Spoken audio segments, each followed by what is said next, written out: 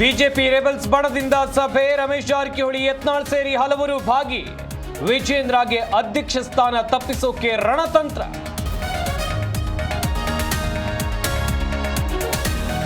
November ಕ್ರಾಂತಿ ಇಲ್ಲ, only ಶಾಂತಿ. ಸಚಿವ ಸಂಪುಟ ಪುನರ್ರಚನೆ ಗೊತ್ತಿಲ್ಲ. ಶಾಸಕ ಪಿಎಂ ನರೇಂದ್ರ ಸ್ವಾಮಿ ಹೇಳಿಕೆ.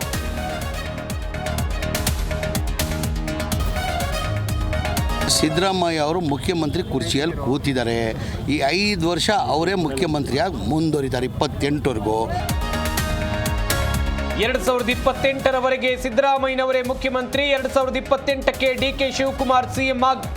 ಸಚಿವ ಜಮೀರ್ ಅಹಮದ್ ಖಾನ್ ಟ್ವಿಸ್ಟ್. ಸುರಕ್ಷತೆ ಇಲ್ಲದೆ ಮ್ಯಾನ್ಹೋಲ್ಗೆ ಇಳಿದ ಕಾರ್ಮಿಕರು, ಸ್ಥಳೀಯರಿಂದ ಅಸ್ವಸ್ಥ, 3 ರಕ್ಷಣೆ. ಬೆಂಗಳೂರಿನ ನೀಲಸಂದ್ರದಲ್ಲಿ ಘಟನೆ.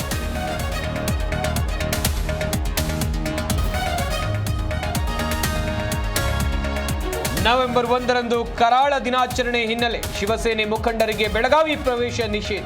ಡಿಸಿ ಮೊಹಮ್ಮದ್ ರೋಷನ್ ಆದೇಶ.